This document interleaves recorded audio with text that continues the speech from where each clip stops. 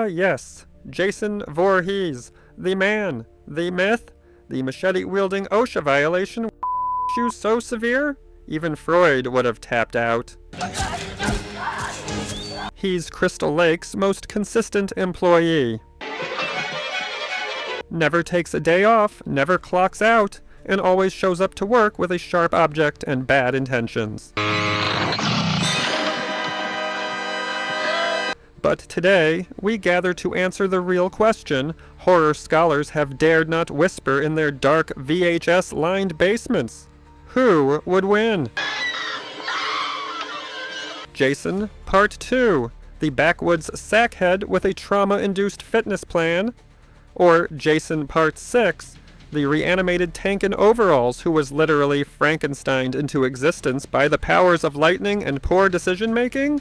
Let's dive deeper than Crystal Lake's questionable water quality and break this down. Origin story, the glitched timeline of terror. Jason, Part 2 is what happens when you mix childhood trauma, forest isolation, a strong maternal attachment to a decapitated head. He starts out as an off-the-grid hillbilly with the stealth of a ghost and the hygiene of a dumpster.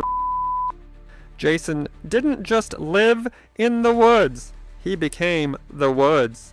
Forget GPS, he tracked you using the ancient art of twigs snapping under your feet, and the smell of Axe body spray on camp counselors. Meanwhile, Jason Part 6 skipped the whole puberty angst phase and went full necromancer. Dude was dead. Like coffin and worms kind of dead. Then, boom! Lightning bolt to the chest courtesy of Tommy Jarvis, and our boy is back in business. Except now, he's not a man anymore. He's a walking tank powered by hatred, supernatural energy, and possibly a Tesla battery hidden in his spine. Verdict, one's a woodsman with emotional instability. The other's a goddamn undead juggernaut with lightning insurance. Winner, zombie, Jason, because he literally respawned like a horror movie, DLC. Drip check, fashion in slaughter, Jason. Part 2's outfit is peak 1981, horrorcore, flannel shirt from a dead lumberjack overalls he probably found on a scarecrow, and of course, the legendary burlap sack mask with one eye hole. Forget hockey masks.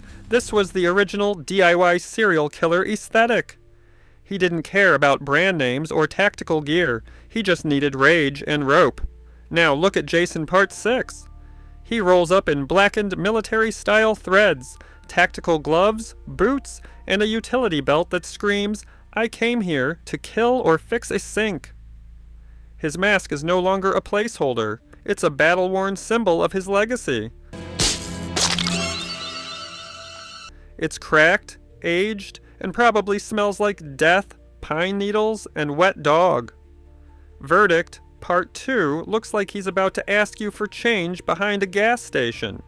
Part 6 looks like he's about to end your lineage. Winner, zombie, Jason. Sorry, but burlap is for potatoes and Pinterest moms, not slashers. Movement, marathon versus mortal walk. Let's talk speed. Part 2, Jason runs, full sprint. That's right, no lazy walking, no teleporting. He comes at you like he's late for a Tinder date with vengeance. That's terrifying. Part 6, Jason? He walks, slow, inevitable, unbothered. But here's the kicker, he always ends up right behind you. Either he's got Ghost GPS, or he's subscribed to Stalker Premium, the Uber app for slashers. So, fast killer versus teleporting dead thing. Depends, are you a track athlete, or do you trip on flat ground like a final girl? Winner, toss-up. If we're talking chase scenes, Part 2. Jason gets your heart racing, but if we're talking presence, that pure, dread-inducing slowness, Part 6 wins. Kill count, deathmath. Time numbers don't lie, they just scream. Jason, Part 2 racks up about 10 kills. Solid effort. That's your standard Summer Camp Massacre starter pack. His methods, basic but efficient. Knife to the throat, pitchfork to the chest, garrote around the neck. But Jason, Part 6? That man was on a damn speed run. His kill count? 18 plus, depending on how liberal you are with off-screen deaths. Winner, Zombie Jason, with a confirmed kill count that probably earned him a punch card at the morgue. Kill style, flavor of fatality. Human, Jason is practical. He's got a toolbox full of death. Pitchforks, knives, barbed wire, sometimes just his bare hands and some severe resentment. But Zombie Jason? He's not just a killer, he's a performance artist. He impales people with sheer power and breaks laws of physics. It's not just murder, it's murder with flair. Winner, Zombie Jason. The man's a slasher stylist. Weapon of choice, tool time. Jason, he is the weapon. Sure, he has a machete, but he doesn't need it. He'll punch you, break you, drown you, snap you like a twig. He's built like a roided-out linebacker with a death wish. Winner, Zombie Jason. Because when your fists are deadlier than any tool in Home Depot, you're the whole hardware aisle.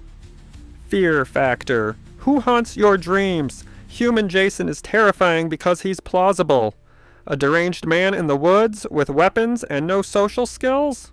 That's just called Tuesday in some parts of the world. Zombie Jason?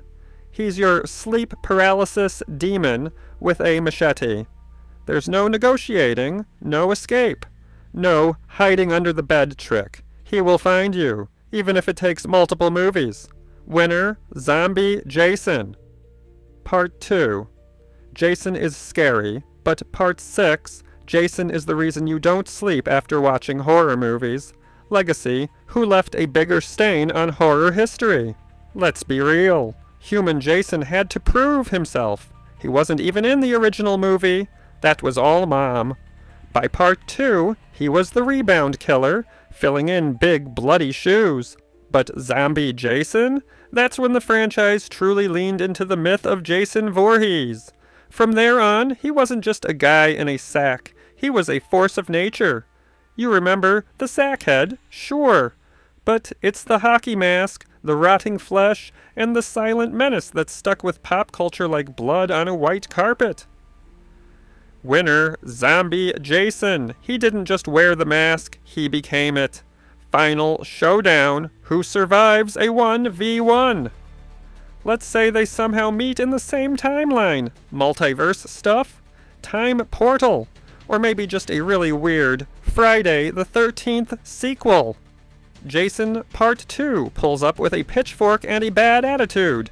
Jason Part 6? He just stares at him and cracks his neck like he's warming up to fold a human lawn chair. It wouldn't be a fight. It'd be a deconstruction. Winner, Zombie Jason. It's not even fair. It's like pitting a Ford pickup against a literal tank powered by voodoo. So what have we learned? Jason Part 2 is the gritty, grounded, realistic terror. A man broken by grief, fueled by vengeance, dressed like he just escaped a tractor rally. Jason Part 6 is the ultimate evolution. A horror boss fight. A killing machine blessed by lightning and protected by plot armor so thick, not even fire can touch him. Winner of the slasher smackdown? Zombie Jason. He's terrifying, stylish, indestructible, and kills like it's performance art. But don't worry, sackhead fans. Without Part 2, Jason, there wouldn't be a Part 6. He walked so Zombie Jason could stomp.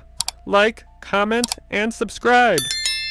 Or Zombie Jason will drag you into the lake and give you the wettest, coldest hug of your life. And remember, if someone offers you a summer camp job near Crystal Lake, just say no.